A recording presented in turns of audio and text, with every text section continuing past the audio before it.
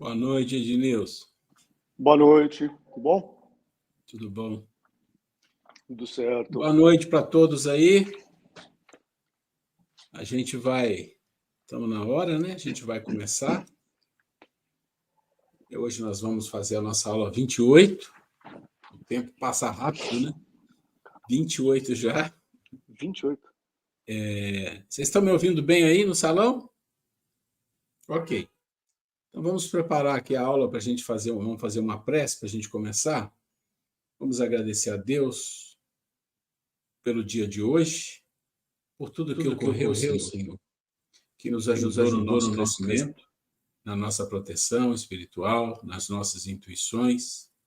Ampara esta casa, que trabalha, que estuda, buscando fazer o melhor, a todos os médiuns que também, Senhor, se preparam para o trabalho dignificante de uma das áreas mais sagradas da Casa Espírita, que os bons amigos espirituais, aqueles que trabalham e protegem esta casa, estejam com eles, agora e sempre, graças a Deus.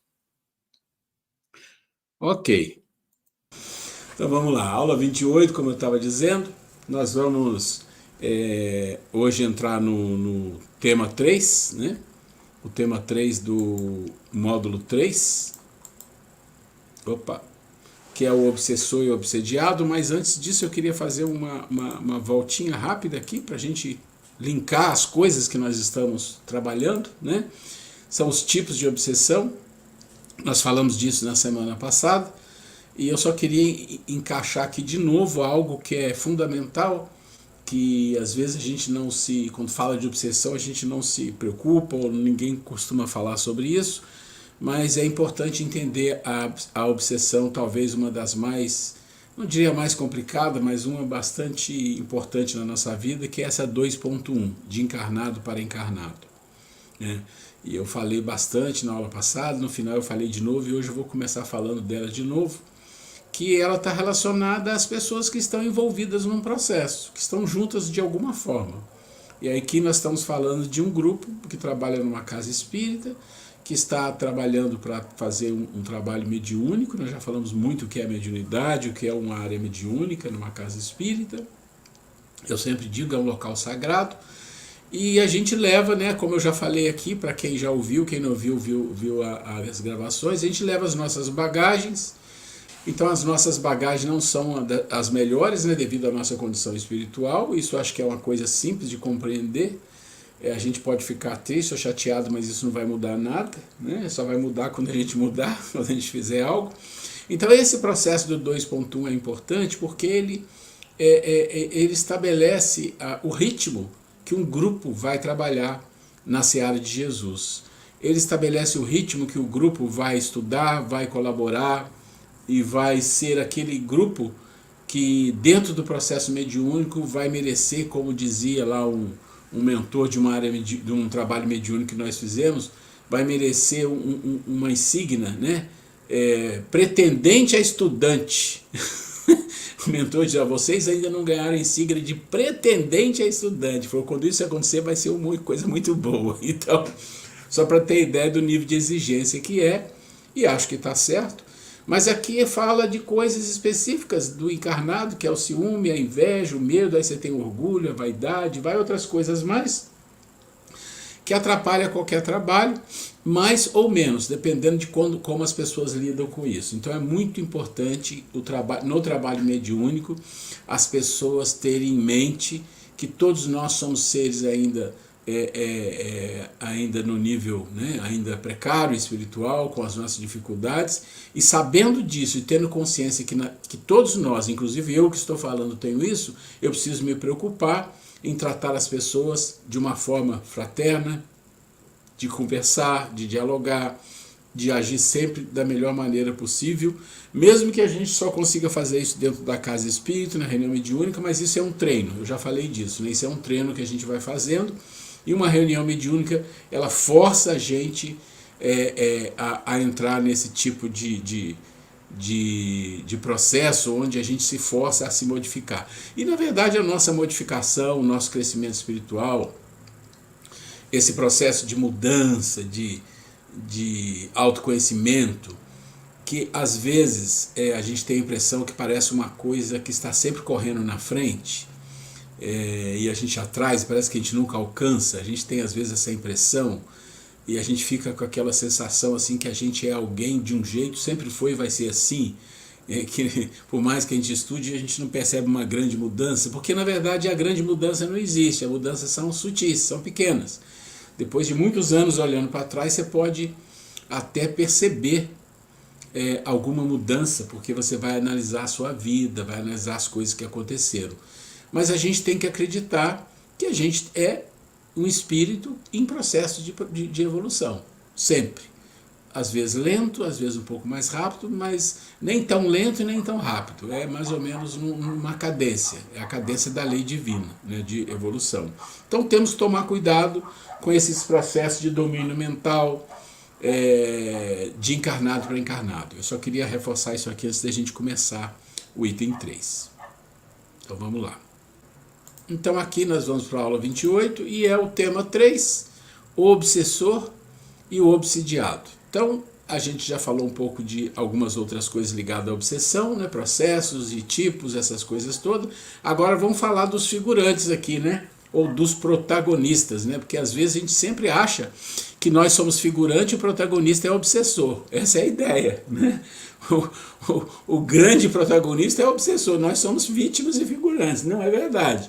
Aqui estão os figurantes e os protagonistas, ambos os dois ou ambos mais alguns, a gente não sabe, né? Bom, para a perfeita compreensão dos mecanismos da obsessão, com vista à assistência desobsessiva, quer dizer, para compreender o mecanismo para o trabalho mediúnico de desobsessão, importa identificar quem é o obsessor e o obsediado. Desculpa. Importa identificar quem é o obsessor e o obsediado, bem como os vínculos que os unem. Aqui já fica uma coisa estranha, né? Importa identificar quem é o obsessor e o obsediado. Aí a gente fala assim, não, mas isso é muito claro. Não é. Pior que não é.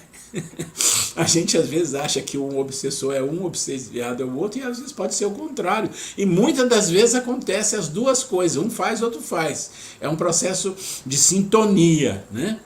Então vamos lá, o obsessor. O obsessor é o que busca influenciar mentalmente o obsidiado, com a expectativa de dominar-lhe a razão e os atos. Normalmente, considera-se obsessor uma alma cruel, que pratica o mal por puro prazer. A verdade nem sempre é esta.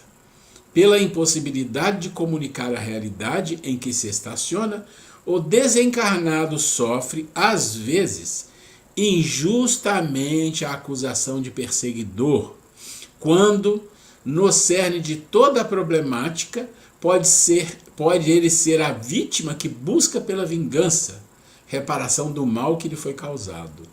Bom, eu não sei quantos de vocês já participam de reunião de desobsessão, ou mesmo reunião mediúnica com mais um tempo, e é muito comum, extremamente comum, que os obsessores vêm para se vingar de algo que aconteceu no passado, que ele foi vítima, que fizeram isso, que fizeram aquilo, então ele vem se vingar, né? Então, eu sempre digo assim, a gente escolhe as palavras e essas palavras elas rotulam determinados tipos de seres, e isso não é muito bom. Eu tenho certeza que aqueles que são chamados de obsessor devem odiar isso, por isso que eles devem obsediar bastante, porque chamam eles de obsessores, né? É a mesma coisa que eu falo quando a pessoa fala assim, é o espírito sofredorzinho, coitadinho. Mas que não faça isso comigo, se eu desencarnar, que aí o bicho vai pegar. Definindo o obsessor na obra Obsessão e Desobsessão, assim se expressa Sueli Caldas, Schubert. Não é um ser estranho a nós, pelo contrário. Então, de cara, não é um ser que apareceu do nada, por sorte, que veio por aí, não. Pelo contrário, é alguém que privou de nossa convivência. Ou seja, que privou, quer dizer, foi cortado a nossa convivência que ele tinha, de nossa intimidade, por vezes com laços estreitos afetivos. Ora, a gente vai falar de mais situações de obsessão, mas aqui está deixando bem claro. Pessoas que têm uma ligação, às vezes, muito forte conosco de vidas passadas. muito forte. Às vezes dessa vida que já se foi e se torna obsessor, na própria vida que nós estamos. Mas em geral são vivências anteriores de uma ligação, e que pode ser uma ligação muito íntima, muito forte, de parentesco até, ou de amizade, ou às vezes uma ligação já de até um problema grave que aconteceu, criou uma inimizade, criou um inimigo, coisas desse tipo. Então tem uma ligação. Isso que é importante a gente entender. Existe uma ligação entre o processo de obsessão nessa situação que ele está falando e nós, e vice-versa. Como a gente já sabe que nós não somos espíritos evoluídos nem santinhos, então a gente tem que pôr a barba de molho, que, como diz o outro, né, o telhado é de vidro. Todo mundo tem telhado de vidro, a gente também tem. Né? É alguém, talvez, a quem amamos outrora. Olha isso, gente. Alguém, já viram aquela história do amor e do ódio, né, que eles falam? É que o amor e o ódio aí, o ódio é bem entendido, o amor, esse amor aí não é entendido, porque o amor de verdade não tem nada a ver com ódio, é outra história, mas esse amor aí é o amor mais físico, é o amor mais das relações do mundo material que nós temos com as pessoas, dos parentescos, do namoro, do casamento, tudo isso, quando você chama que é um amor, ele pode virar um ódio. Claro, você fez alguma coisa muito ruim que magoou a pessoa pode criar uma raiva e aquilo pode alimentar coisas muito ruins, né? Ou um ser desesperado pelas crueldades que recebeu de nós, também, aí é mais complicado, né? A gente foi cruel no passado com alguém ou com algumas pessoas, vai saber o que nós fizemos, né? Nesse passado ubumbroso, que a bênção da reencarnação cobriu com os véus do esquecimento quase completo em nosso próprio benefício. Então ele vai falar disso aqui em algum momento a mais, sobre a questão do esquecimento, porque o esquecimento, ele é fundamental na lei da reencarnação e pela misericórdia divina. Então vamos pensar, a reencarnação é uma lei de progresso e o esquecimento é a misericórdia divina atuando. Porque se a gente lembrasse, a gente não convivia com quase ninguém. Porque o ninguém que eu falo são aqueles que estão envolvidos conosco. E os que estão envolvidos conosco, a maioria foram pessoas que nós nos envolvemos já em outras vidas e têm problemas graves para ser resolvidos, em geral. Então, lembrar disso não vai melhorar nada, não vai ajudar em nada. Ou seja, os fatos, o nível de relação, o que aconteceu, esquece. Isso é a bênção. É como você falar, olha, tem algumas coisas nessa vida que eu preferia esquecer. É uma bênção. Então você esqueceu de coisas graves que aconteceu no passado e você se encontra com esse ser de várias maneiras diferentes, nível de parentesco, nível de amizade, nível de trabalho numa casa espírita, numa reunião mediúnica, isso é muito comum. Por quê? Porque ali você vai ter que travar uma relação de solidariedade, de fraternidade. Para quê? Para cortar o vínculo que foi criado no passado, de raiva, de ódio, de antipatia ou coisas mais sérias que pode ter. O obsessor é o irmão a quem os sofrimentos e desenganos desequilibraram, certamente com a nossa participação. Tá aí. O espírito que hoje importuna e persegue foi, portanto, alguém que sofreu de forma drástica, desequilibrando-se na dor, e que retorna do passado em estado doentio, por culpa direta ou indireta do obsediado. Uma vez eu estava fazendo umas pesquisas, e às vezes eu pesquiso em locais que não são espíritas, da Umbanda, ou pesquiso em outros lugares. E eu vi uma definição de obsessor que eu achei muito interessante, vou passar para vocês. Ele dizia assim, olha, o obsessor é aquele ser que é um cortesão, aquele que está ali para te receber. E ele tem um espelho na mão. O que ele faz é colocar o espelho na sua frente. E quando ele coloca o espelho na sua frente, você vai ver algumas coisas complicadas que você tem e você não quer. Então pensa nessa imagem, né? Pensa que o espelho são as agressões, são as cobranças, são as vinganças que esse obsessor quer fazer contra alguém. Esse é o espelho, mas você não quer. O que você quer de fato é que ele seja expulso, seja levado, seja retirado, quando na verdade o que ele faz é vir com o espelho e falar, olha aqui, ó, o problema é aqui. Então eu achei essa definição muito interessante, né? É um cortesão que tem um espelho e ele vai te obsediar. Como ele faz? Põe um espelho na sua frente e você vê. E quando você vê, você não quer ver. De novo, a gente pode falar a questão da bagagem. Lembra que nós falamos das emoções que abrem as bagagens? Então o obsessor, como se fosse aquele que vem e abre de uma certa forma violenta, até abre a sua bagagem, mostra as suas dificuldades. E às vezes a gente não quer viver isso, mas não tem como. A gente tem que trabalhar isso, porque é isso que vai nos ajudar a crescer espiritualmente, ou desequilibrar. Aí é cada um que resolve, né?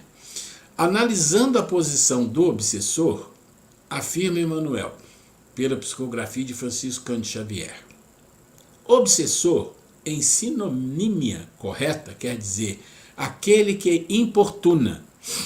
E aquele que importuna é quase sempre alguém que nos participou a convivência profunda no caminho do erro, a voltar-se contra nós quando estejamos procurando a retificação necessária. Vocês veem que cada textozinho que um vai falando, outro vai falando, ele vai dando um viés diferente. A mesma coisa, mas vai mostrando, só pode ser isso, pode ser aquilo, é vingança, é aquele que conviveu com você, é aquele que você fez coisas erradas junto com ele, é aquele que você magoou. Você viu que nesse trecho pequenininho que eu li, aparece vários viés aí, várias nuances. E aqui Emmanuel está dando outro. O que ele está falando aqui? Claro, aqui é a pessoa que você foi, conviveu com ele cometendo erros. Aí ele está no mundo espiritual, você está aqui, você está procurando, você já deu uma buscada de alguma coisa melhor na vida, e você está procurando evoluir, você está ali tentando, e ele olha aquilo e fala, não, meu amigo, como é que é o negócio? Amigo da cachaça, amigo da bagunça, amigo da confusão, não, quero ele de volta, e ele vai te importunar, está aqui, né? Então vamos lá.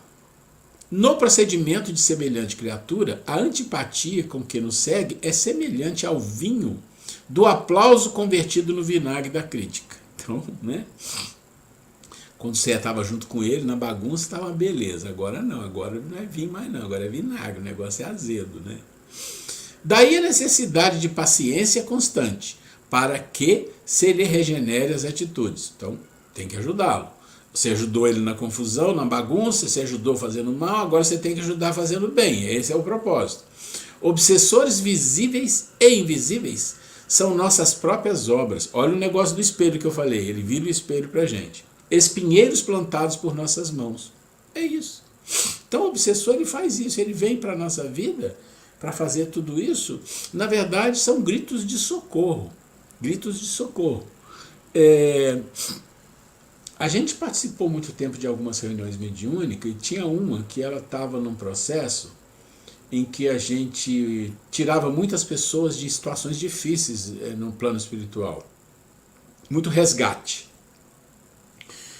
E muitas vezes a gente resgatava espírito que estava numa situação física no plano espiritual, mas os médiuns videntes viam, relatavam, assim, de forma muito complicada, muito difícil, assim, num formato animalesco, trevoso, difícil. E a gente conversava e a coisa ia melhorando, e normalmente melhorava, na maioria dos casos, ao ponto dele poder ser tratado em outra situação. Mas uma coisa que eu falava para as pessoas, no processo da discussão mediúnica, é assim, olha, quanto mais feia é a fisionomia ou a aparência do espírito que chega, mais ele está pedindo socorro. Pode ter certeza disso. Ele está precisando muito de ajuda. Se você tiver essa percepção, se você tiver isso internalizado dentro de você, você vai conseguir agir com misericórdia, com amor com aquele espírito. E, gente, é uma coisa incrível. Nós não temos esse amor maravilhoso, mas quando você tem uma dose de empatia, quando você fala sério, sabe, com amor, mesmo com a nossa dificuldade, eu cansei de ver isso, mesmo com as nossas imperfeições imensas, quando você se dedica, a espiritualidade vem ali naquele momento e toca o coração daquela criatura. Isso a gente vê, e acho que vocês também já viram isso muitas vezes, porque isso é o propósito da reunião de tratamento, e às vezes nem a gente fazia pouca reunião de desobsessão, era mais de buscar espíritos necessitados, né? Então vamos lá. Isso aqui. Assim, o obsessor pode ter sido vítima de crueldades, sofridas em vidas passadas, ou é o familiar ou amigo abandonado. Ainda tem isso. Ele vai contando o caso para mostrar, olha, quantas nuances tem aqui que pode ser chamado de obsessor. Prejudicado ou traído. Aí a gente começa a olhar, se você pensar, traição, metido em confusão, prejudicado, abandonado, maltratado, mil coisinhas do cotidiano da vida, que ainda existe na vida de hoje. Isso é comum na vida das pessoas acontecer. E isso vai gerar o que numa próxima vida? Pode gerar um processo obsessivo. E pode ser que nós tenhamos alguns casos aqui de processos obsessivos por causa disso. De coisas que nós vínhamos fazendo, né? Na vida. A responsabilidade pelos cometimentos se impõe ao obsediado. Então a responsabilidade do obsediado. Que em um e outro caso é o causador do sofrimento do outro. É imperioso, pois, desqualificar o obsessor da posição de ofensor sem remédio, para vê-lo na condição de alma necessitada de orientação, encaminhamento, amor e educação. Isso tem que ficar... Isso aqui é o material teórico, né? Como eu sempre falei, a forma, mas isso tem que ficar introjetado dentro do coração do médium que vai trabalhar na mediunidade. Isso tem que ser muito sério, isso aqui. Porque se o médium não conseguir, dentro de uma reunião mediúnica, falar, ou o médium ou que vai doutrinar, o que for, ou o próprio médium não conseguir olhar ou criar uma empatia com um obsessor, porque acostumou que a palavra obsessor é espírito ruim, não vai conseguir não, porque não funciona. Nunca funciona a violência, nunca funciona hoje meu nariz está com uma rinite, está meio atacado aqui, deixa eu beber um pouquinho de água, mas não funciona. Eu trabalhei uns 8 anos como orientador de reunião mediúnica, e eu também dava o curso. E quando eu comecei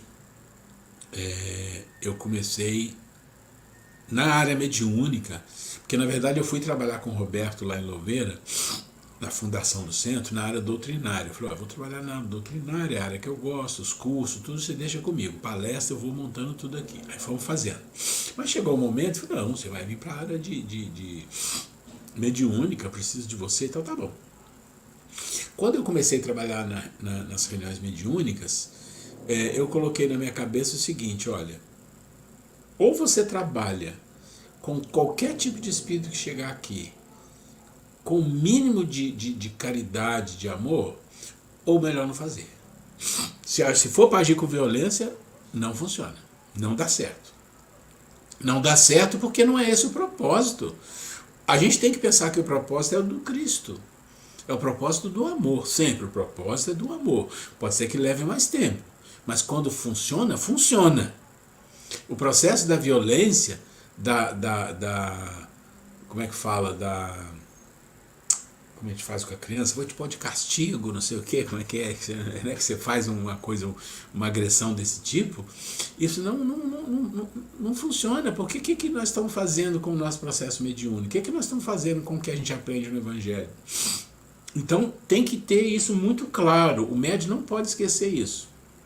Obsessor não é aquele ofensor. Ele está ali virando o espelho para a tua frente, mostrando. Ele não vai falar, olha o que você fez comigo. Pode ser que em alguns casos aconteça, né? E é verdade, pode ser que em alguns casos aconteça. Olha o que você fez comigo, olha isso e aquilo. E aí? Tudo bem que no passado, antes desse, talvez ele também tenha feito com você. Porque é assim que funciona. É um negócio que vai e volta, mas alguém tem que cortar essa rotina. Alguém tem que cortar essa situação. E quem é que vai fazer isso? Os médios que já estão numa casa espírita, que já sabem de tudo isso. Tem a responsabilidade de mudar o panorama, de parar, não, chega de violência, vamos por outro caminho. Nesse sentido, acusar o desencarnado de ser uma pessoa indigna é falta de caridade, olha isso. Já que ambos, obsessor e obsidiado, são enfermos intimamente envolvidos numa trama de mágoas e ausência de perdão. Mágoa é uma coisa muito ruim, gente, não é? Todo mundo sabe o que é mágoa. Mas não é todo mundo que sente mágoa, porque muitas pessoas conseguem como é que nós vamos dizer, conseguem trabalhar isso de uma forma mais soft, mais leve. As pessoas que têm muitos problemas emocionais têm mais dificuldade com isso, mas algumas pessoas conseguem relevar com mais facilidade. Mas mágoa, algumas vezes ela vai tão fundo, que, olha, precisa muitas encarnações para resolver. Então o médium tem que entender isso. E ele pode se ver frente a situações que chama coisas dele mesmo. E isso é muito comum. Você está numa reunião mediúnica médio, orientador, acontece um fato e você fala, nossa, tem coisa aqui que eu já vivi e tal. Então isso tem que ficar atento para essas coisas, né? Contudo, há espíritos que procuram prejudicar outro por inveja, ciúme ou algo semelhante. Então tem situações que é um pouco diferente. Outros porque se mantêm contrariados contra a expansão de certas ideias ou princípios. Vocês estão vendo que aqui ele vai colocando caso por caso. Então a maioria dos casos aqui é relativa à sintonia, a problemas do passado, né? Mágoa, tristeza, raiva, tudo isso, convivência, desprezo, mil coisas desse tipo causa processo obsessivo. Mas aí ele vai colocar outras faixas de situações que isso ocorre. Então uma delas é, o espírito quer prejudicar, ele tem inveja, tem ciúme, não quer saber. E às vezes quer prejudicar aquele por causa de um outro, e aí vai. Isso acontece no plano encarnado. Tudo acontece aqui também, né? Mas aí tem outra situação. Eles também são contra a expansão de certas ideias ou princípios, com as quais não guarda sintonia. O fanatismo ou intransigência religiosa, assim como os diferentes tipos de preconceito, são outras tantas causas de obsessão. Gente, não sei quantos de vocês já conviveram com coisas parecidas, mas eu convivi, isso já foi no Rio de Janeiro, foi quando eu morava no Rio, né? Isso já passou uns quase 30 anos. E eu trabalhei muito lá no Rio de Janeiro com a União Municipal, que era muito grande, que era uma união regional. E tinha um presidente, ele me chamou para ser secretário dele. E a gente conversava muito. E ele falava abertamente para mim, porque ele confiava em mim, né? E eu sou uma pessoa que não sou de ficar falando coisas para as pessoas, a não ser em curso, né? Ele falava que ali na direção da Casa Espírita tinha muitos cardeais da Igreja Católica. Ali, né? Encarnados como responsável da Casa Espírita. E isso, eles faziam um trabalho bom na Casa Espírita, mas às vezes quando eles se reuniam na União Municipal, que todos se juntavam, a coisa ficava complicada, porque aí entrava o quê? Entrava o passado, e com certeza eles tinham relações muito complicadas, porque eram cardeais, eram pessoas de um nível maior dentro da congregação religiosa, e às vezes queriam impor algumas situações. E aí essa pessoa que eu trabalhava, ele já tinha uma certa idade, e falou, Ruela, o único jeito de resolver essas coisas é morrendo. As pessoas vão morrendo, vão envelhecendo, vão morrendo, vai renovando, é assim que é. Aí eu falei assim, olha, até hoje eu falo, ele tem razão, né? É como o processo da Terra. Como é que você vai mudar o planeta? Mas você tem que pensar que em 100 anos praticamente morre todo mundo. Não encarna de novo, pronto. Encarna em outro lugar, resolve, em 100 anos resolve o problema, né? Então vamos lá. Então ele diz assim, com os quais não guarda sintonia, o fanatismo ou intransigência religiosa, assim como os diferentes tipos de preconceito, são outras tantas causas de obsessão. Então ele listou várias. As entidades obsessivas estabelecem influência negativa que pode ser neutralizada pela vontade firme do encarnado em se manter sintonizado com Jesus e com os espíritos superiores. Essa última frase parece, não está nem em negrito, está quietinho no finalzinho. Mas é aqui que está o X da questão. É aqui que está o X da questão. O que significa isso? Significa o seguinte, vamos lá. Você entrou para dentro da doutrina espírita, você entrou na área mediúnica, você começa a estudar e você começa a se esforçar para fazer as coisas melhores, vencer algumas dificuldades que você tem, tentar não incorrer em erros que cometia. Ok. E você se esforça. E a coisa vai funcionando. Você vai percebendo que passa dia, você está conquistando. Você está conquistando. E tem uma hora que pode você até pensar assim, nossa, conquistei. E aí você cai do cavalo. Por quê? Porque as conquistas não são assim, com pouco tempo, são demoradas, são testadas. Você vai ser testado. vai ser testado, retestado, para ver se você passou na prova. E isso faz parte da lei divina. E quem pode ser que vai te testar é um obsessor. Quem vai te testar são aqueles que não gostam de você. Aqueles que gostam, aqueles que estão do teu lado, vão conversar, mas não vão te testar. Então o teste volta.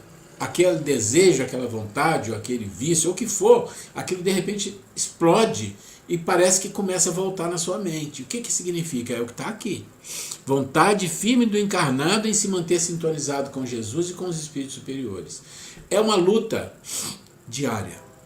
É uma luta diária. Ela não tem fim. E isso não tem fim que eu falo, não é dessa encarnação, não.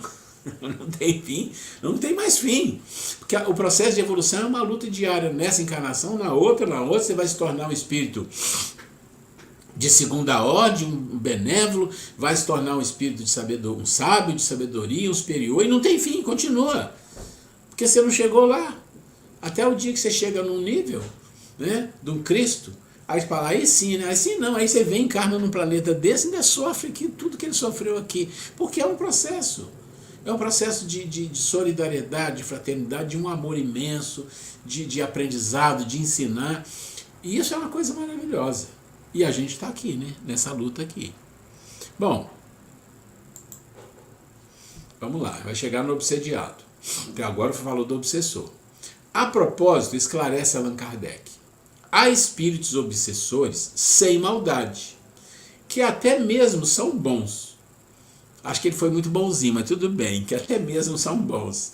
Mas dominados pelo orgulho do falso saber, têm suas ideias, seus sistemas sobre as ciências, a economia social, a moral, a religião, a filosofia, e querem fazer que suas opiniões prevaleçam.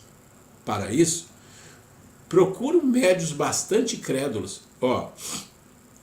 Presta atenção que aqui ele vai falar de uma outra situação.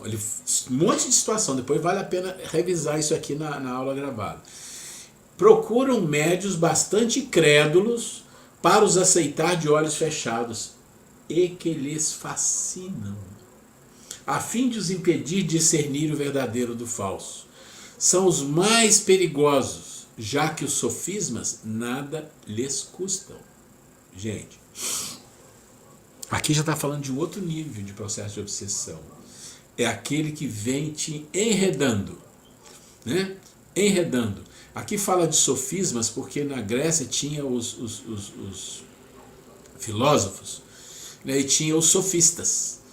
Diferente dos filósofos de Platão, de Aristóteles, Sócrates, de toda aquela turma, tinham sofistas. E quem matou o Sócrates, na verdade, foram os sofistas. Por quê?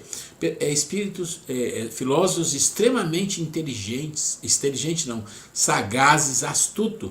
E eles faziam o quê? Eles usavam de sofismas para defender as pessoas, para fazer com que coisas aconteciam e ganhavam dinheiro com isso. Por isso essa palavra sofisma ainda se presta para isso. Então, quando eles não conseguiram te intimidar de várias maneiras, resta uma outra situação, essa que é a mais perigosa. Aquele espírito não é ruim nem mal, mas ele acredita em determinadas coisas e ele vai começar a te colocar na cabeça, devagar, sem pressa, até uma hora que ele vê que te dominou, né?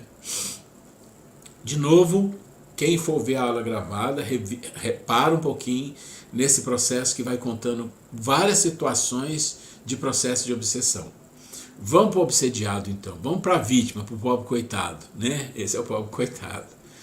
O obsediado é aquele que passivamente recebe sugestões mentais negativas e lhes dá acolhida. Opa! Lhes dá acolhida. Aqui está o problema, né? Porque ele recebe passivamente, por quê? Porque o outro que vem influenciar e você recebe a influenciação. Mas por que você recebe? Porque você dá acolhida. Dá acolhida por quê? Sintonia, né? Sueli Caldas Schubert, na mesma obra anteriormente referida, define o obsediado. Então vamos lá. O obsediado é o algoz de ontem e que agora se apresenta como vítima. Ou então é o comparsa de crimes, que o cúmplice das sombras não quer perder, tudo fazendo para cerceá-lo em sua trajetória. Ela repetiu aqui aquilo que a gente viu no processo de obsessão, né? Sintonia, ligação. O enfermo espiritual de agora foi, em muitos casos, o responsável pelo descaminho de outrem. A obsessão é como se for o passado que retorna, ensejando o reencontro reparador com o antigo comparsa ou vítima. Então olha só o que ele está falando. A obsessão é como se for o passado que retorna. Então a gente falou, mas a gente não esqueceu o passado? Não é? O passado não é para esquecer? Sim. Os fatos, quem foi, quem não foi, por que foi, que data, que época e que situação, tudo isso não importa. O que importa é, você vai encontrar de novo aquela situação, numa situação completamente diferente, em outra época, num mundo diferente, em situações de convivência diferente, mas você vai sentir, o outro vai sentir. Aquilo que existe é ódio, é raiva, é mágoa, é tristeza, é abandono, o que for, vai ser cobrado. De quem? Daquele que praticou lá atrás. Tem que resolver, tem que resolver. Quantas pessoas nascem como filhos, como filhas, como marido, como mulher, como irmão, que são situações complicadas do passado, para arrumar. E ele fala aqui, ensejando o reencontro reparador com o antigo comparsa ou vítima. Quer dizer, enseja, quer dizer, ele vai te dar... Olha só, gente, a lei divina como é. Ele vai te dar o reencontro. Imagina que você fez mal para uma pessoa nessa vida, em algum momento você se arrepende demais. Você fala, nossa, eu já me sinto assim, com capacidade espiritual, mesmo pequena, de pedir perdão. E como você gostaria de fazer isso e reparar? Como seria bom? E às vezes não tem essa oportunidade por várias razões. A pessoa morreu, foi embora, mudou, sei lá. Deus faz isso com a gente. Toda reencarnação Deus faz isso com a gente. Coloca na nossa vida as pessoas boas, que gostam da gente, mas coloca também aqueles que a gente tem que reparar alguma coisa. E você não vai saber. Olha a mágica, você não vai saber. Aí você fala assim, não, mas seria melhor saber. Porque eu vou falar assim, olha, ela sabe aquela filha ou aquela irmã, fez isso assim, você fez assim assado para ela, agora você tem que reparar. Mas imagina que ela soubesse quem é você e você sabe quem é ela, a confusão que isso ia dar. Né? Como vai fazer? Então o que Deus fala? Ela vai encontrar você, você vai encontrar ela. Você vai estar numa condição melhor, não importa se você sabe ou não sabe. Criou antipatia, criou um ranço, criou alguma coisa, tem coisa aí. Então, haja como Cristo falou. Ame o amigo e ame o inimigo. Né? Amar o inimigo. Ame. Faça a sua parte, porque é isso que vai quebrar esse círculo, essa sansara viciosa. Né? Vamos lá então. Comparsa ou vítima, segundo as manifestações da lei de causa e efeito, a que todos estão vinculados, a fim de que, reajustando-se perante a lei de Deus, perseguido e perseguidor, os dois, encontre o caminho da libertação espiritual, que os constituirá a conquista de elevação sublime. Não tem outro jeito, né? Não tem outro jeito, é só assim, não tem outra maneira de fazer. Vamos lá. É possível, todavia, com esforço e vontade firme, transformar inimigos em amigos. Olha o que eu falei, que Jesus fala, né? Amai os vossos inimigos. É interessante isso, porque você não encontra isso em lugar nenhum, e vou dizer, não encontra isso em nenhum grande espírito que passou aqui antes de Jesus. Amar os inimigos, não tem. Né? Então ele colocou uma coisa muito forte para as pessoas. Naquela época ele já colocou, olha, isso aqui sem isso aqui não tem jeito. Porque a gente fica pensando, né? Inimigo e tal, então deixa ele longe, eu fico longe, tudo bem. Não tá não. Não tá não. Qualquer antipatia, qualquer mágoa, qualquer situação de não convivência, pode ser que você não vai conseguir resolver de uma certa forma fácil agora. Mas numa próxima você vai ter que resolver. Porque o propósito é o amor entre todo mundo, não tem jeito, né? Pois a reencarnação nem sempre é sucesso expiatório, como nem toda luta no campo físico expressa punição. Então ele está dizendo assim, transformar inimigos em amigos é possível, né? É possível, porque necessariamente você não precisa expiar aquilo, você tornou ele amigo, acabou o problema, né? E toda luta no campo não é punição. Às vezes você tem uma vida difícil de luta, não é punição, é uma prova. Ou é você ir em processo de aprendizado. A prova é um processo de aprendizado. Ensina Emmanuel com sabedoria. Toda restauração exige dificuldades equivalentes. Então, toda restauração, né, toda reparação exige dificuldades equivalentes. Todo valor evolutivo reclama serviço próprio, nada existe sem preço. Opa! A moleza, a mordomia, vamos lá, vamos devagar. Não, tudo tem preço. Né? Tudo tem preço. Então, hoje eu estava vendo até um vídeo que falou, a mente acomodada tem uma tendência à depressão, a suicídio, a muitas coisas. A mente acomodada é a mente preguiçosa. É aquela pessoa que o tempo vai passando e depois ela vai percebendo que ela não produziu nada. E eu estou falando psicologicamente, mentalmente, a nível de intelectualidade, a nível de inteligência. Né? Então essa pessoa ela vai sentindo um certo vazio, porque o que ela produziu? Ela estudou, ela aprendeu algo, esse algo que ela aprendeu serviu a ela para alguma coisa? Porque, olha gente, eu já falei um pouco disso aqui, mas é importante. A gente está fazendo um curso aqui, nós estamos aqui, eu vou lendo, vocês vão aí, eu sei que não é o melhor método, mas é o método que foi escolhido e que foi o que a gente conseguiu fazer. E a gente pode ver o vídeo gravado depois com calma, numa situação diferente, tudo bem. Mas tudo que a gente faz aqui é do mundo da forma.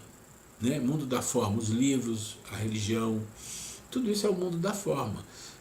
Se a gente ficar 1 ano, 2 anos, 10 anos, 30, que for, estudando a doutrina, é uma coisa boa, mas isso não é suficiente para que a nossa mente produza algo de bom. Por quê? Porque a gente tem que entrar na essência, a gente tem que sempre fazer uma pergunta assim, olha, eu estou estudando isso aqui para quê? Você pode responder de várias maneiras, porque mandaram fazer, porque eu estou na casa espírita e eu tenho que fazer isso, porque estudo é forma, tem algum valor muito pequeno. Não, eu estou estudando isso aqui porque eu quero ser uma pessoa melhor, eu quero aprender sobre a minha mediunidade, eu quero aprender como fazer e eu quero, através disso, fazer alguma transformação dentro de mim. Pronto. É tudo diferente isso. É outro mundo. O mundo se modifica na sua frente, porque você começa a ler as coisas e pegar e falar, opa, olha isso aqui que interessante, olha isso aqui. E quando você não age dessa forma, você às vezes lê um livro todo e não acha nada de bom, você não consegue enxergar nada. Quer ver um exemplo? Evangelho. Quando a gente começa lá na juventude, né, eu comecei com 17, 16 anos, você começa a ler Evangelho, muita coisa você não entende, que você vai. O tempo vai passando, você vai se prontificando, se fortalecendo o seu desejo, vai estudando, vai discutindo, vai. Daqui a pouco você lê uma coisa e fala, para, olha isso aqui, que coisa incrível, olha que coisa. Por quê? Porque você está conseguindo enxergar profundidade nas coisas.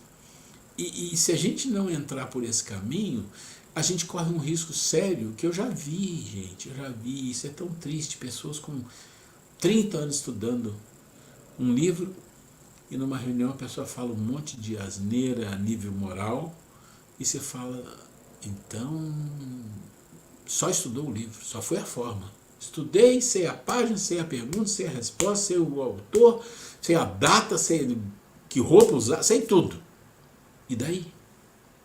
O que você extraiu daí que te faz ser uma pessoa melhor? Porque se você pensar que a gente está numa doutrina espírita e que Kardec é o suprassumo da doutrina espírita, e ele fala que um espírita verdadeiro é o que se transforma moralmente. Está lá no homem de bem, nos bons espíritas, vai lá nos bons espíritas. No livro do Evangelho, os bons espíritas, você vai encontrar, reconhece o verdadeiro espírito pela transformação moral que faz. Esse é o espírita.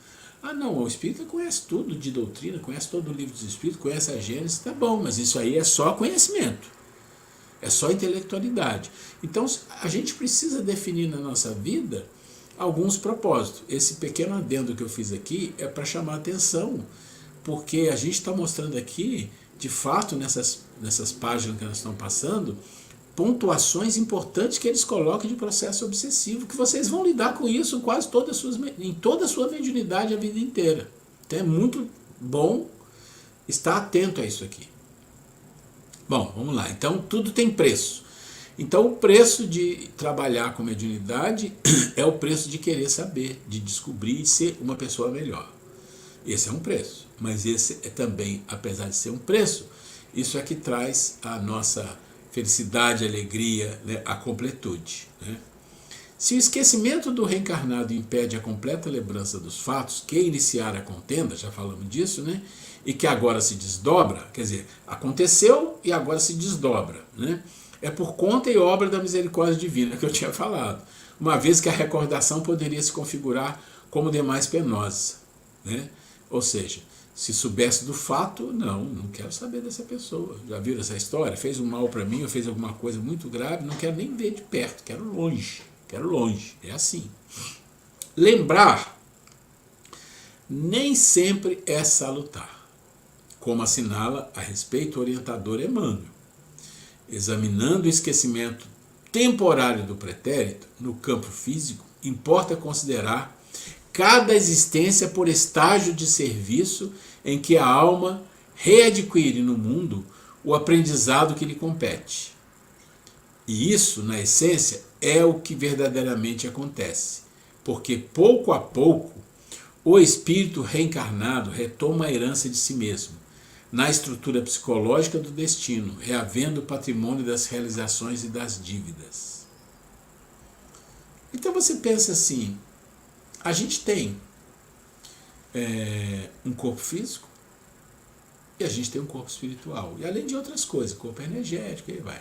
Então pensa assim, cada um está num nível diferente, né? Então vamos pensar, o espírito, nosso espírito, tem um nível de vibração e uma nível de sutilização, sutil.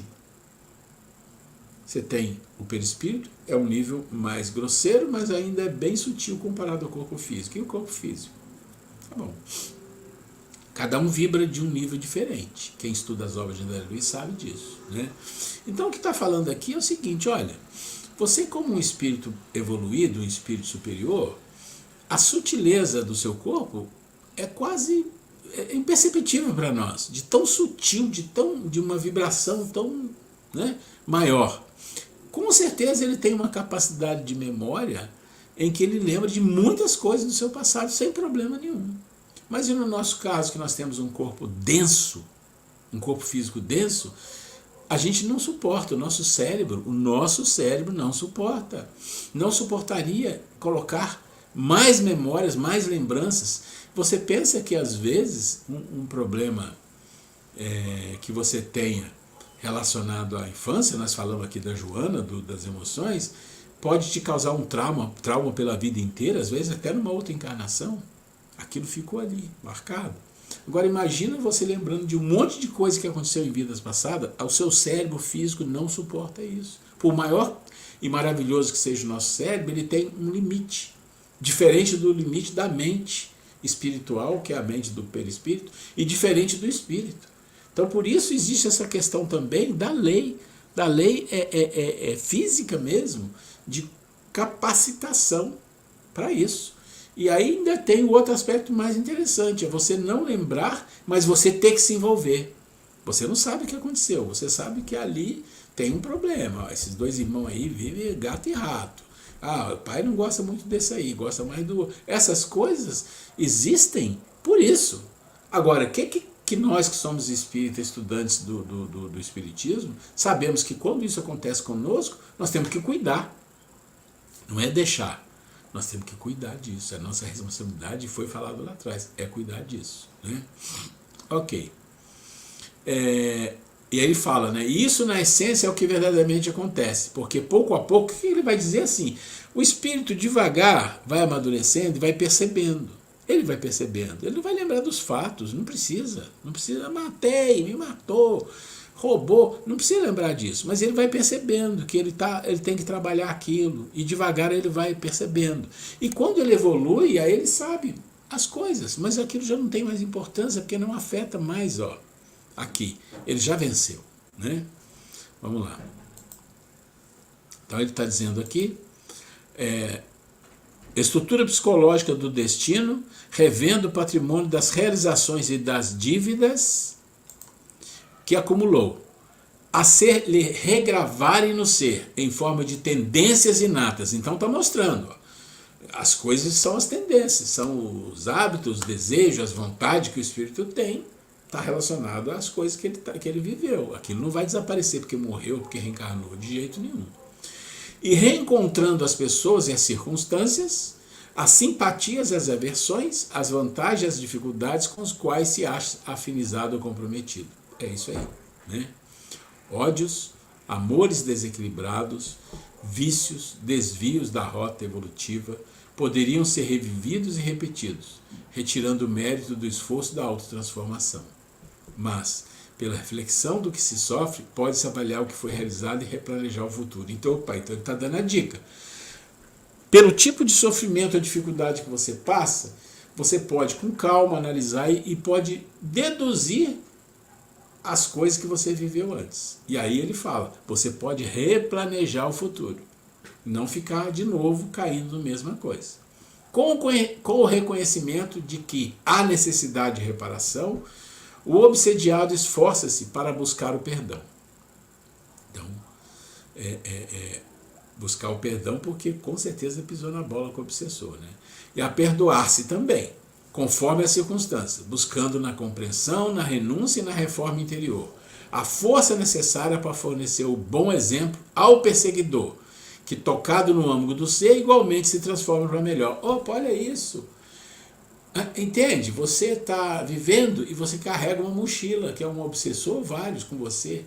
Qual é o propósito disso, além dele te alfinetar para você perceber as besteiras que você fez? É que você pode ajudar e deve ajudar. E esse é o principal sentido dele estar ali, né? Para que ele também se transforme para melhor. Isso é o the best, é a melhor coisa que pode acontecer. Muitas obsessões surgem pelo interesse em uma vida regada pelo prazer e pela irresponsabilidade comportamental. Assim, é preciso tato para saber interferir no conluio estabelecido entre encarnado e desencarnado, sem lhes violar o livre-arbítrio. Afinal, o obsessor e o obsediado não são estranhos entre si, atraídos por desejos e viciações não resolvidas. Encarnados e desencarnados unem-se em processos desarmônicos. Nessas condições, as emoções e sentimentos são corrompidos com o passar do tempo, produzindo desordens consideráveis à mente, com graves consequências no cósmico orgânico. Daí Allan Kardec elucidar. Há pessoas que se comprazem numa dependência que favorece seus gostos e desejos. Gente, aí, esses dias a gente estava falando assim, né? A pessoa, ela é maledicente, fofoqueira, adora ficar fazendo fofoca, não sei o quê. Ele falou, mas eu não entendo por que uma pessoa faz isso e faz sempre.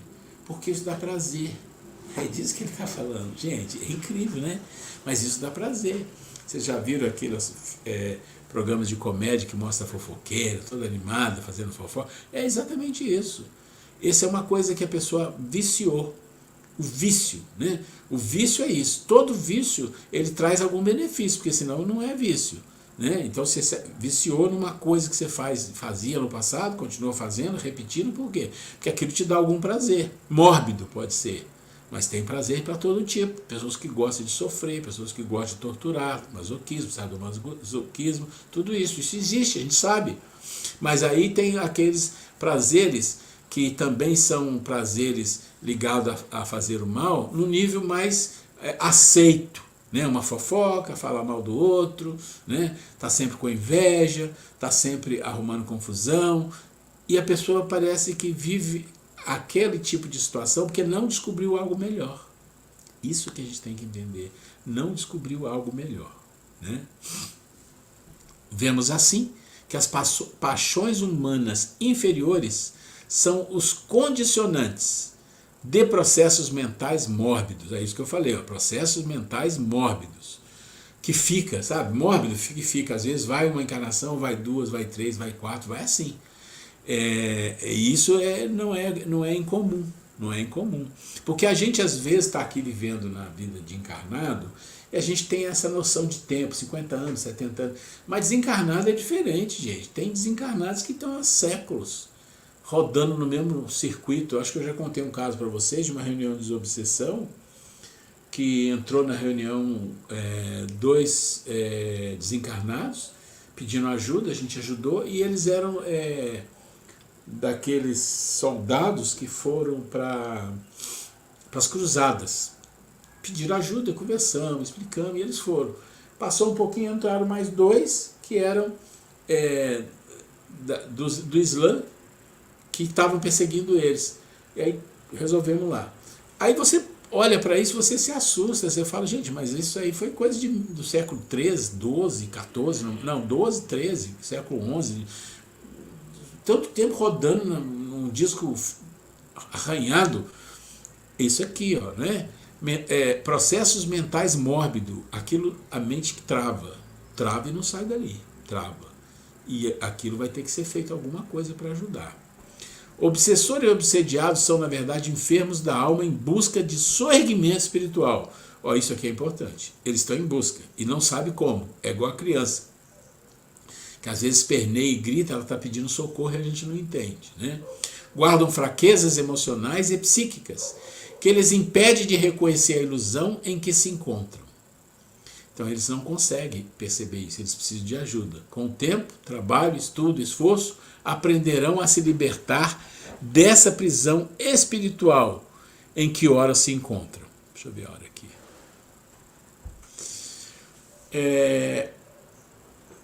Essa questão, gente, eu vou dizer para vocês que esse assunto aqui e o anterior que nós fizemos na aula passada, eu sugiro que mesmo as pessoas que vieram à aula, né, participaram, revisa a aula gravada com calma, porque tem tanto ensinamento, tem tanta coisa aqui que a gente não pode deixar passar.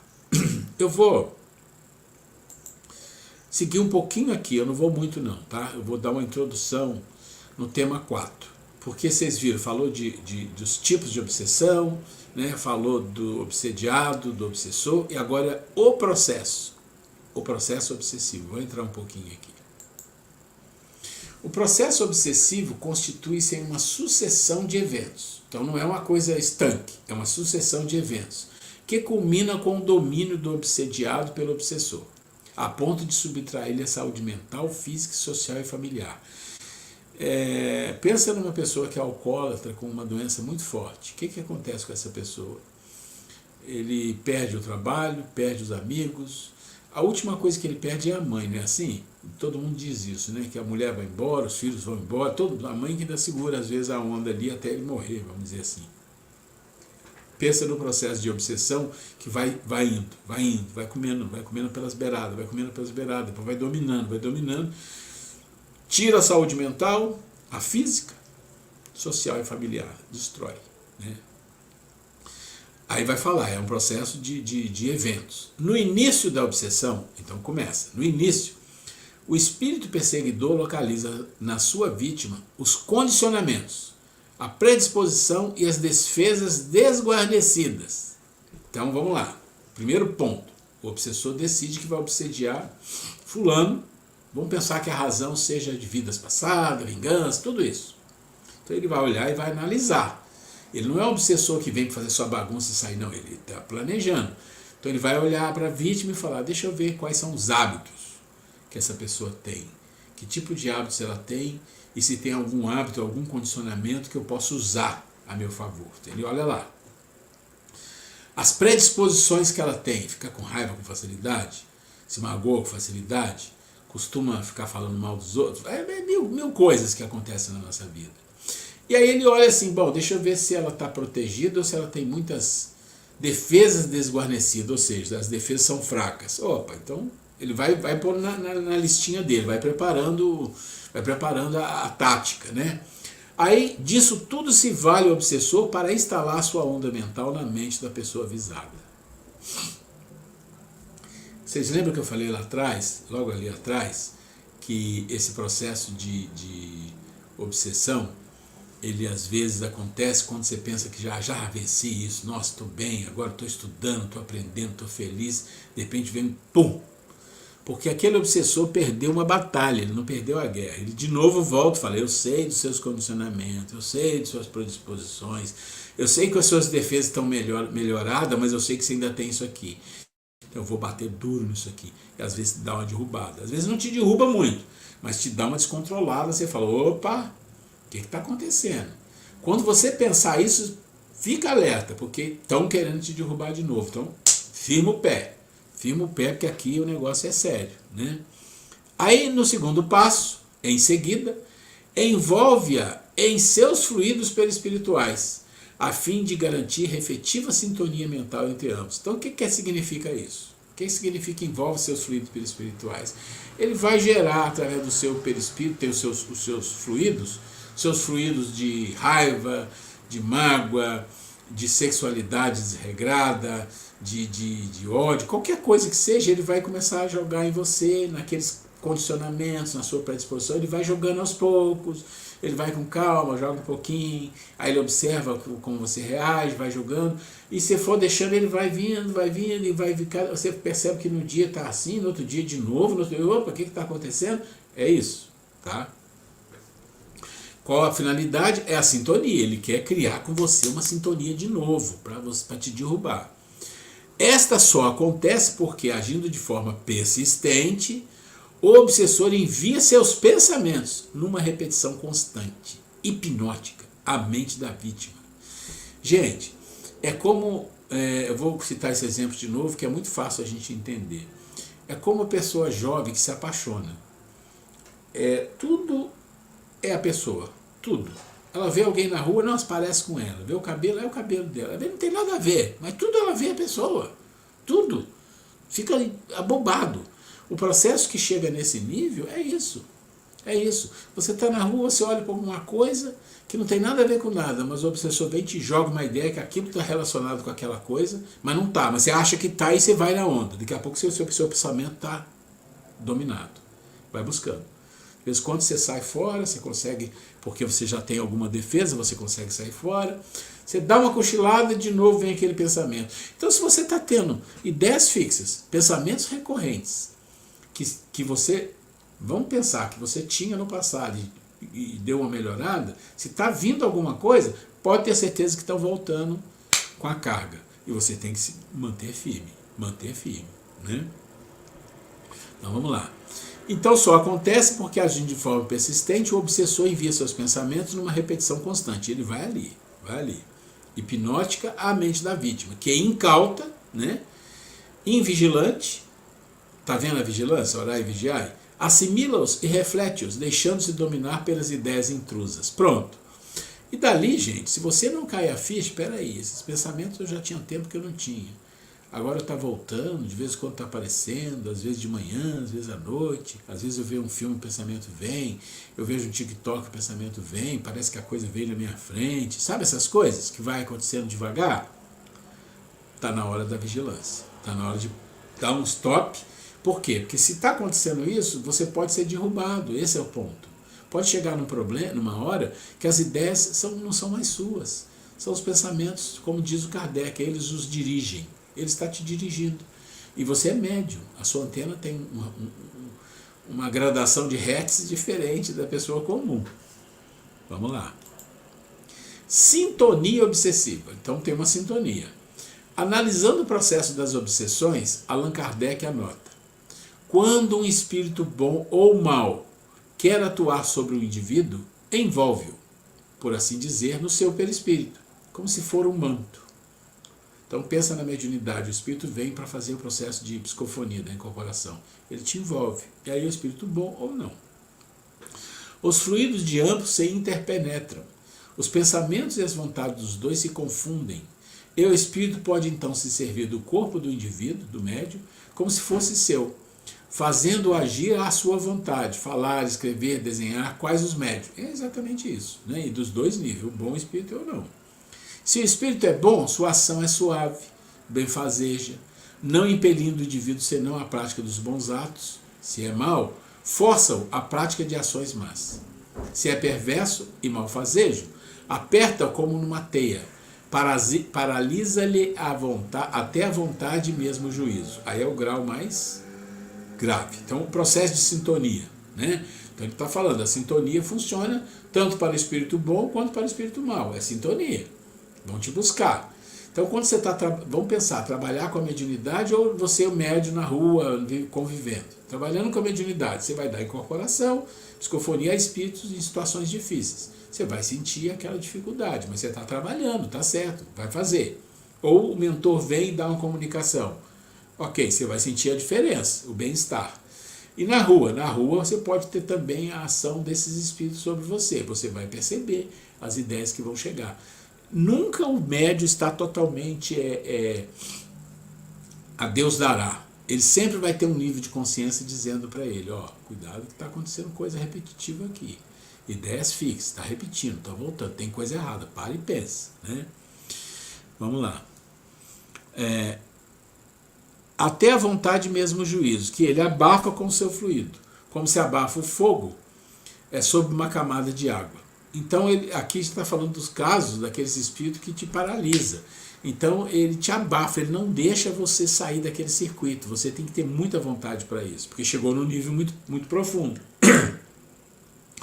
Faz o indivíduo pensar, agir em seu lugar, impele-o contra a sua vontade, a atos extravagantes ou ridículos. Quer dizer, estamos quase entrando na fascinação. Em suma, magnetiza-o, lança no estado de catalepsia moral, fazendo dele um instrumento cego da sua vontade. Tal é a causa da obsessão, da fascinação e da subjugação, que se produzem em graus de intensidade muito diversos, que nós já falamos. Tá? Deixa eu ver a hora aqui. Ok. O texto descreve as etapas do processo obsessivo, que nasce da sintonia mental, estabelecida entre obsessor e obsediado, e que pode conduzir às seguintes consequências. Então, tá lá. Então, o texto foi mostrando. Agora, o que vai acontecer? Primeiro, conjugação de fluidos perispirituais, uma mistura. Simbiose de pensamentos, emoções e sentimentos. Então, não é só pensamento. Pensamento, emoção e sentimento.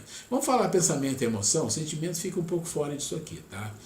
É que isso aqui tem coisa lá do passado que tinha uma mistura entre emoção e sentimento. Já não é assim mais, né? Então, simbiose de pensamento e emoção. Então, vai jogar ali para você uma raiva, um medo, né? Vai jogar ali para você um ódio, uma antipatia, vai vir uma inveja, vai vir mil situações. Domínio mental do obsessor que mina a lucidez do obsediado, induzindo a ações danosas. Então, tem etapas, são etapas, tá? Embora a entidade obsessora passe a comandar pensamentos e ações do encarnado, em especial nos casos mais avançados de fascinação e de subjugação, o espírito não se apossa do corpo da vítima, como alguns acreditam. A ligação é sempre psíquica. Então, gente, ó, já viram aquela história que o espírito entra no corpo, tomou conta do corpo? Não existe isso. A questão é mental, é psíquica. Você falar, tomou conta do psiquismo, tudo bem, mas o corpo tem um espírito, que é o seu. Você é o dono daquele corpo. Ninguém consegue ficar dois espíritos no corpo. Não existe isso. O processo é perispiritual e mental. No corpo físico, não. Sobre isso, indaga Allan Kardec.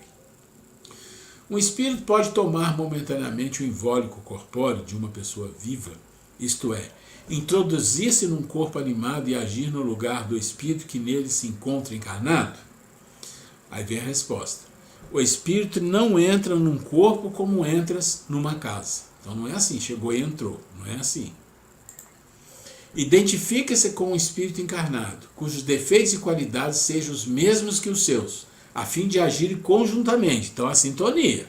Não entra no corpo. Agora, ele te domina emocionalmente, em pensamento, de uma forma tal que você perde psicicamente a sua vontade, a sua maneira de reagir. Dá a impressão que ele dominou o seu corpo. Não, ele não dominou, mas ele dominou a sua mente, né? Mas é sempre o espírito encarnado quem atua. Então está aqui. Conforme queira, sobre a matéria de que se acha revestido. Então você sempre vai ter uma opção. O espírito não pode substituir-se ao que está encarnado, pois este terá que permanecer ligado a seu corpo até o tempo fixado para a sua existência material. Quer dizer, só quando ele morrer, mas quando morrer não quer mais nada, né?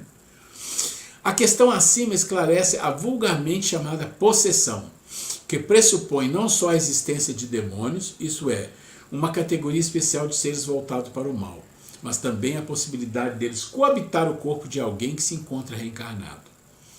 Como tais entidades não existem e não há possibilidade de coabitação no mesmo corpo, não existe a possessão. no sentido clássico do termo. Esta é a elucidação feita pelo codificador. Pela palavra possesso, deve-se entender apenas a dependência absoluta em que uma alma pode achar-se com relação a espíritos imperfeitos que a subjuguem.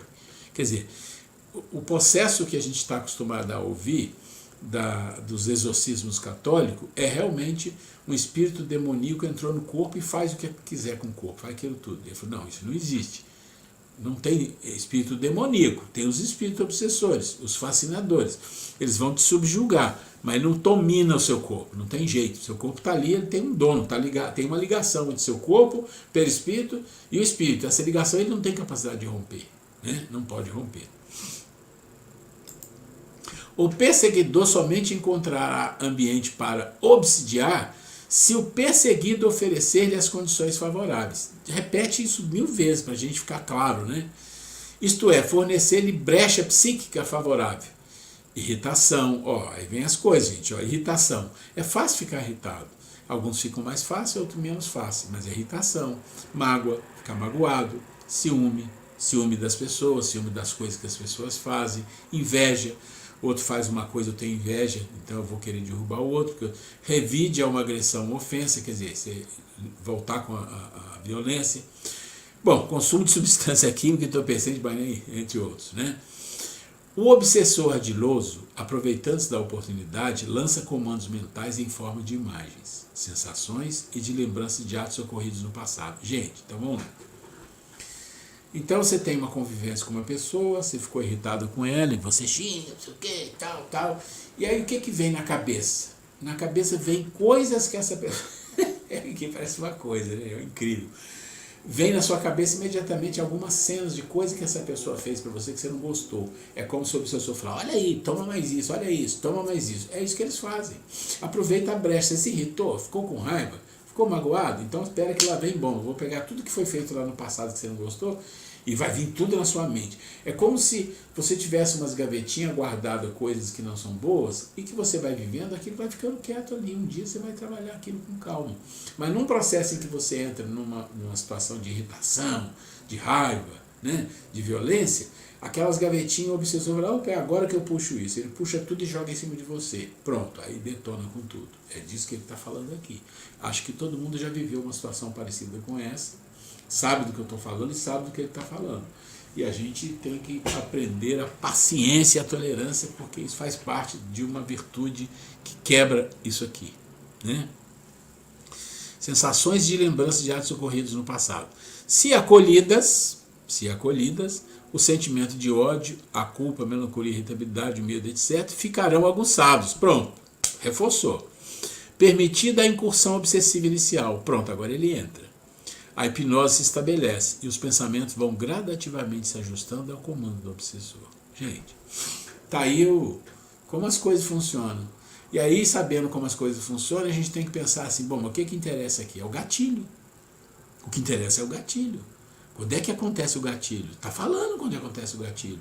Então a gente tem que ficar esperto. Opa, calma, bebe água, conta até 10, como fala o Chico, né? Faz uma prece, lê uma página, sai de perto, faz qualquer coisa que não vai gerar um revide, que não vai gerar da sua parte alguma coisa que vai alimentar aquele que quer que você destrua alguma coisa, mas ele venha e toma conta. Então, é o gatilho. Onde está o gatilho? O gatilho está em nós. Não está no obsessor, o gatilho está em nós. Ele só vai aproveitar o gatilho. O cara fez alguma coisa comigo, ela fez alguma coisa comigo, eu não gostei, fiquei com raiva e tal. Esse é o gatilho. Ficou com raiva? A raiva é o gatilho, ele vai aproveitar. Deixa eu ver aqui. Eu estou achando que esses assuntos estão muito... Eu vou fazer uma coisa, gente. Eu acho que esses assuntos, eles são muito importantes e meio complexos. Eu não vou entrar em infecções fluídicas, não. Já marquei até... Você vê que eu marquei quase tudo de preto, porque tão importante que é. Não importa eu acabar um pouquinho mais cedo, porque senão a gente vai ficando cansado e a gente vai entrando aqui e depois eu vou ter que voltar. Então acho que nós vamos ficar por aqui, tá? Nós vamos ficar por aqui porque eu acho que aqui... Deixa eu ver uma coisa. Ó, tá vendo? Tem muita coisa aqui. Não, vamos ficar por aqui mesmo. Não vamos seguir não, porque eu já li esse aqui, já estudei as inflexões fluídicas e dá dá um trabalhinho para a gente falar disso aqui. Vamos ficar até aqui que já deu assunto demais. Gente, agradeço demais a presença de vocês, né? E espero sinceramente que na semana que vem nós estejamos aqui de novo. E eu estou gravando a aula, não perdi o passo, né? Agora eu estou gravando quando começa. E eu vou colocar ela amanhã ou no máximo quinta-feira no ar para vocês. Fique com Deus, muita luz, muita paz para vocês. Nós vamos saindo aqui. Eu vou parando a transmissão. Muita paz para todo mundo. Valeu, obrigado.